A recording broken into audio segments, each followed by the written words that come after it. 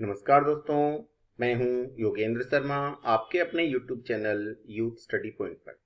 आज है 24 जुलाई 2020 और 24 जुलाई 2020 को जितने भी महत्वपूर्ण प्रश्न हमारी प्रतियोगिता परीक्षाओं के लिए विशेष हैं, उन सभी पर हम एक विस्तृत चर्चा करने जा रहे हैं। अपनी चर्चा का मूल विषय रहेगा राजस्थान करंट अफेयर्स के साथ साथ राष्ट्रीय और अंतर्राष्ट्रीय स्तर का करंट अफेयर्स, जो कि हमारी आगामी प्रतियोगिता परीक्षाएं विशेषकर Rajasthan police, Delhi police, SSC, railway, पटवार या तो रीट विशेष में आपको विशेष सहायता प्रदान कर सकते हैं। वीडियो के अंत में आपसे एक विशेष प्रश्न पूछा जाएगा जिसका उत्तर आपको कमेंट बॉक्स में लिखना है, और यदि आपको ये वीडियो अच्छा लगे तो आप इसको लाइक जरूर करना, और जिन्होंने अब तक सब्सक्राइब नहीं किया है वो सब्सक्राइब जरूर कर लेना ताकि जो भी वीडियो बनाया जाए आपके पास उससे पहले पहुंचे। सबसे पहले चलते हैं हम हमारे पिछले वीडियो के विशेष प्रश्न की ओर। पिछले वीडियो में आपसे पूछा गया था, राजस्थान सरकार द्वारा गांव में बनाए जाने वाले गौरव पथ का नाम बदलकर हाल ही में क्या रख दिया गया है? तो इसका सही उत्तर था 1 नंबर विकल्प, ग्रामीण विकास पथ। अब हम चलते हैं हमारे आज के विशेष प्रश्नों की ओर। आज का पहला प्रश्न है, 23 जुलाई को भारत में कौन सा दिवस मनाया जाता है? राष्ट्रीय प्रसारण दिवस, राष्ट्रीय दूरदर्शन दिवस, राष्ट्रीय रेडियो दिवस या राष्ट्रीय टेलीविजन दिवस? तो इसका सही उत्तर है 1 नंबर विकल्प, राष्ट्रीय प्रसारण दिवस। वस्तुतः 23 जुलाई 1927 में इंडियन प्रसारण कंपनी ने मुंबई स्टेशन से सबसे पहले प्रसारण प्रारंभ किया था। वर्तमान में उसे हम ऑल इंडिया रेडियो के नाम से जानते हैं। अब क्योंकि ये सबसे पहला प्रसारण था भारत का, इसलिए 23 जुलाई को प्रतिवर्ष हम प्रसारण दिवस मनाते हैं। इसके बाद है आज का अगला प्रश्न, किस राज्य के मुख्यमंत्री को पॉल हैरिस फेलो मान्यता से हाल ही में सम्मानित किया गया है? विकल्प हैं आंध्र प्रदेश, मिजोरम, तमिलनाडु या उत्तराखंड। तो इसका सही उत्तर है तमिलनाडु। तमिलनाडु के मुख्यमंत्री के पलानीस्वामी को हाल ही में पॉल हैरिस फेलो मान्यता से सम्मानित किया गया है। यदि अपन विशेष बात करें तो rotary foundation of rotary international Chicago ने पॉल हैरिस फेलो से के पलानीस्वामी को हाल ही में मान्यता दी है। यह मान्यता किसको दी जाती है? यदि अपन इसकी बात करें तो जो व्यक्ति पेयजल, स्वास्थ्य, बीमारियों की रोकथाम, स्वच्छ पर्यावरण व विश्व शांति में विशेष योगदान देता है, उसे यह मान्यता प्रदान की जाती है।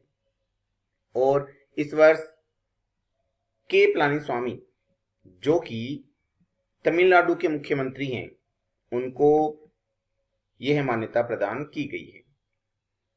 इसके बाद अपन बात करें अगले प्रश्न की।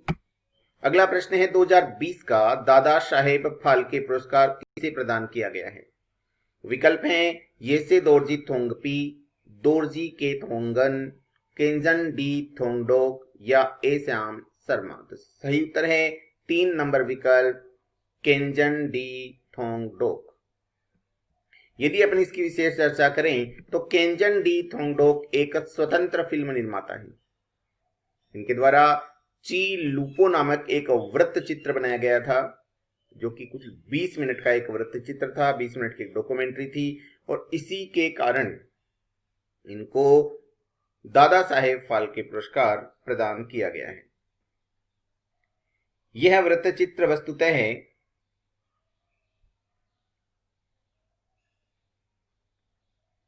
केंजन डी थोंगडोक द्वारा पर्यावरण और आसपास रहने वाले लोगों के आधार पर बनाया गया है। इसके बाद है अगला प्रश्न, राजस्थान में इसी सत्र में प्रारंभ विधि विश्वविद्यालय का क्या नाम रखा गया है? राजीव विधि विश्वविद्यालय, अंबेडकर विधि विश्वविद्यालय, इंदिरा विधि विश्वविद्यालय या राजस्थान विधि विश्वविद्यालय? तो इसका सही उत्तर है अंबेडकर विधि विश्वविद्यालय। इसी सत्र से अंबेडकर विधि विश्वविद्यालय अपना कार्य करेगा और राजस्थान के सभी विधि महाविद्यालय इससे संबद्धता प्राप्त करेंगे। तो इस सत्र में राज्य के सभी विधि विद्यालय इसी विश्वविद्यालय से संबद्धता प्राप्त करेंगे। राज्य में कुल 88 विधि विद्यालय हैं, संपूर्ण भारत में राजस्थान तीसरा ऐसा राज्य बन चुका है जिसके विधि विद्यालयों की संबद्धता उसी राज्य के विधि विश्वविद्यालय से होगी। इससे पहले तमिलनाडु, कर्नाटक में भी ऐसी व्यवस्था की जा चुकी है कि वहां पर एक विधि विश्वविद्यालय खोला गया और राज्य की जितनी भी विधि विद्यालय हैं, महाविद्यालय हैं, उन सभी की संबद्धता उसी से रखी गई है। इसके बाद है अगला प्रश्न, राजस्थान के मुख्यमंत्री अशोक गहलोत द्वारा 35 लाख परिवारों के लिए कितनी राशि स्वीकृत की गई है? 1000 रुपए प्रति परिवार, 2000 रुपए प्रति परिवार, 1500 रुपए प्रति परिवार या 2500 रुपए प्रति परिवार? तो इसका सही उत्तर है 1000 रुपए प्रति परिवार। देखिए, इससे पहले राजस्थान के मुख्यमंत्री श्री अशोक गहलोत द्वारा 35 लाख परिवारों के लिए 2500 रुपए दिए जा चुके हैं। अब 1000 रुपए और प्रति परिवार हेतु स्वीकृत किए गए हैं, जिसके लिए 35,100 करोड़ रुपए खर्चा आएगा। यह राशि उन परिवारों को मिलेगी जो बीपीएल परिवार हैं, स्टेट बीपीएल परिवार हैं या अंत्योदय आदि योजनाओं में चयनित हैं, एवं जो निराश्रित हैं या स्ट्रीट वेंडर हैं उनको भी 1000 रुपए की यह राशि दी जाएगी। इस राशि के दिए जाने का मुख्य कारण है कोविड-19 के कारण जो लॉकडाउन हुआ और उस लॉकडाउन के कारण का जो रोजगार छीन गया के कारण ही ये अपना भरण पोषण कर सके, इस हेतु ये 1000 रुपए श्री अशोक गहलोत द्वारा मंजूर किए गए हैं। इसके बाद अगला प्रश्न, राजा मानसिंह हत्याकांड का संबंध किस जिले से है? ये विशेष प्रश्न है, आपसे जरूर पूछा जा सकता है क्योंकि 35 साल से लगातार इस पर केस चल रहा था। तो राजा मानसिंह हत्याकांड का संबंध किस जिले से है? जयपुर, भरतपुर, करौली या जोधपुर? तो इसका सही उत्तर है भरतपुर। 35 साल पहले चुनाव के दौरान राजा मानसिंह और उसके साथियों की हत्या हो गई थी। उस समय मुख्यमंत्री शिवचरण माथुर थे और वे भरतपुर में एक सभा का आयोजन करने गए थे। उसी सभा के आयोजन में राजा मानसिंह भी वहां पहुंच गए थे, जो कि निर्दलीय चुनाव लड़ रहे थे। उन्होंने अपनी एक जोंगा गाड़ी को वहां जहां पे मुख्यमंत्री शिवचरण माथुर भाषण दे रहे थे वहां जाके टकराया। पुलिस उनके पीछे पड़ गई और एक स्थान पे इनका एनकाउंटर कर दिया गया। उस पर एक लंबा केस चला और 35 साल बाद उसका एक फैसला सुनाया गया है। मथुरा जिला कोर्ट में 21 जुलाई को कोर्ट ने अपना फैसला सुनाया, जिसके तहत तात्कालिक डीएसपी थे कान सिंह भाटी, उनको आजीवन कारावास दिया गया है और 11 अन्य पुलिस कर्मियों को भी आजीवन कारावास की सजा सुनाई गई है। तो आपको याद रखना है, राजा मानसिंह हत्याकांड का संबंध है भरतपुर जिले से। इसके बाद है अगला प्रश्न, हिंदुस्तान जिंक लिमिटेड के नए सीईओ कौन बनाए गए हैं, यानी कार्यकारी अधिकारी कौन बनाए गए हैं? सुनील दुग्गल, अरुण मिश्रा, पंकज त्रिपाठी या राकेश वर्मा? तो इसका सही उत्तर है अरुण मिश्रा। देखिए, इससे पहले सुनील दुग्गल हिंदुस्तान जिंक लिमिटेड के सीईओ थे, यानी मुख्य कार्यकारी अधिकारी थे, और सह कार्यकारी अधिकारी थे अरुण मिश्रा। अब सुनील दुग्गल रिटायर हो रहे हैं, उनके स्थान पे अरुण मिश्रा को सीईओ बनाया गया है। विशेष बात करें तो हिंदुस्तान जिंक लिमिटेड उदयपुर के देबारी नामक स्थान पर यह स्थित है। हिंदुस्तान जिंक लिमिटेड उदयपुर में इसका मुख्य कार्यालय है और देबारी नामक स्थान पर यह स्थित है। इसके पूर्व सीईओ सुनील दुग्गल थे। 1 अक्टूबर से अरुण मिश्रा इस कार्य को संभालेंगे। इसके बाद अगला प्रश्न, किस राज्य में एक दुर्लभ पीला कछुआ हाल ही में मिला है? उड़ीसा, पश्चिम बंगाल, मिजोरम या त्रिपुरा? तो इसका सही उत्तर है उड़ीसा। उड़ीसा में एक पीले रंग का कछुआ प्राप्त हुआ है। यह कछुआ सर्वाहारी प्रकार का होता है, मतलब ये मांसाहारी भी है, शाकाहारी भी है, दोनों प्रकार के भोजन को ये प्राप्त कर लेता है, दोनों प्रकार के खाने को खा लेता है। सीजे हैं, यानी कि चीफ जस्टिस हैं मोहम्मद रफीक। राजधानी है उड़ीसा की भुवनेश्वर। मुख्यमंत्री हैं नवीन पटनायक। और विशेष बात याद रखने योग्य यह है कि श्री नवीन पटनायक को hero to animal award PETA द्वारा दिया गया था। पेटा एक जानवरों की देखभाल करने वाली संस्था है और इसी के द्वारा नवीन पटनायक को हीरो टू एनिमल अवार्ड दिया गया था। क्यों दिया गया था? क्योंकि लॉकडाउन के दौरान मुख्यमंत्री नवीन पटनायक पहले व्यक्ति थे जिन्होंने जानवरों के लिए अलग से फंड जारी किया था और राज्यपाल हैं श्री गणेशी लाल। इसके बाद है अगला प्रश्न, किस राज्य में बिजली के तारों में टावरों की सुरक्षा हेतु ड्रोन का इस्तेमाल करने की घोषणा हाल ही में की गई है? उड़ीसा, पश्चिम बंगाल, मिजोरम या महाराष्ट्र? तो इसका सही उत्तर है महाराष्ट्र।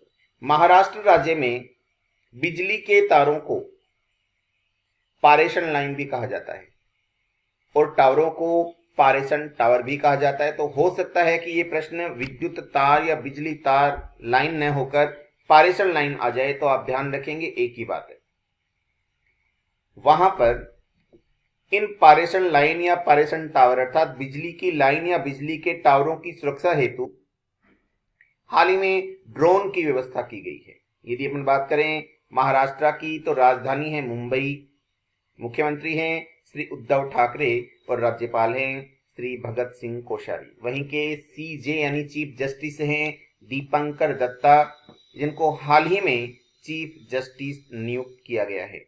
इसके बाद बात करते हैं हम अगले प्रश्न की। अगला प्रश्न है, किस राज्य के राज्यपाल का हाल ही में देहांत हुआ है? मध्य प्रदेश, पश्चिम बंगाल, मिजोरम या महाराष्ट्र? तो इसका सही उत्तर है मध्य प्रदेश। मध्य प्रदेश के राज्यपाल का हाल ही में देहांत हुआ है। कुछ समय से वो बीमार चल रहे थे और हाल ही में उनका देहांत हुआ है। उनके स्थान पे श्री आनंदीबेन पटेल को कार्यवाहक मुख्यमंत्री बनाया गया था। यदि अपन मध्य प्रदेश की बात करें तो राजधानी है भोपाल, मुख्यमंत्री हैं श्री शिवराज सिंह चौहान और वर्तमान समय में कार्यवाहक राज्यपाल हैं आनंदीबेन पटेल। मध्य प्रदेश में ही रोको टोको अभियान चलाया गया है, जिसके तहत यदि कोई बिना मास्क लगाया हुआ व्यक्ति मिलता है तो उसे मास्क दिया जाएगा और उस मास्क के बदले उससे 20 रुपए लिए जाएंगे। मध्य प्रदेश में ही रोजगार सेतु योजना चलाई गई है।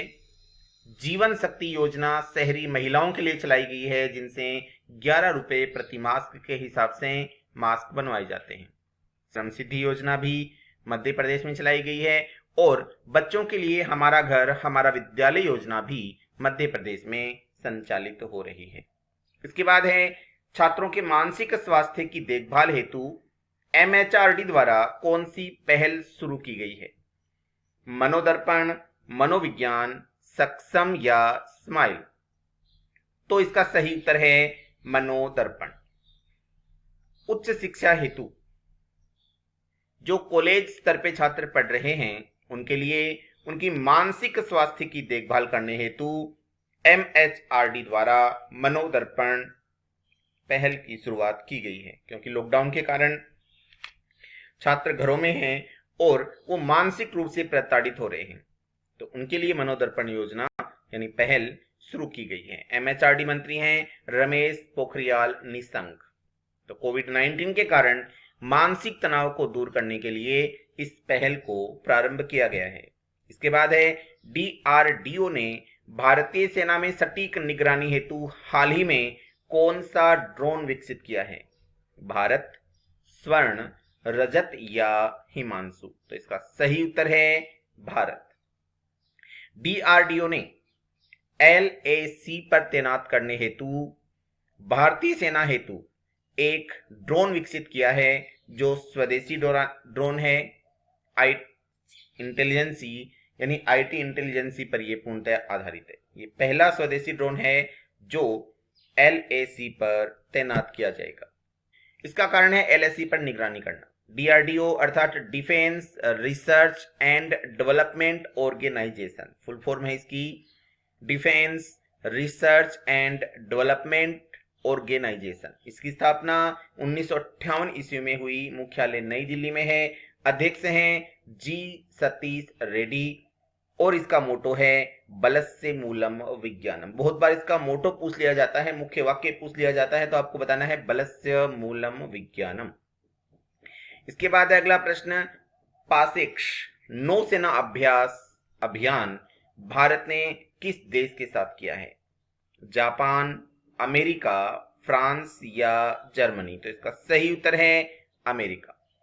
पासेक्स के नाम से भारत ने एक नौसेना अभ्यास अभियान अमेरिका के साथ किया है। यदि अपन बात करें तो यह अभ्यास हिंद महासागर क्षेत्र में किया गया है। आपको ध्यान होगा इस समय भारत और चीन दोनों के मध्य LAC पर विवाद बढ़ा हुआ है। कोविड-19 के कारण अमेरिका भी चीन से बहुत सख्त नाराज है। इसी कारण दोनों ने मिलकर हिंद महासागर क्षेत्र में यह नौसेना अभ्यास किया है।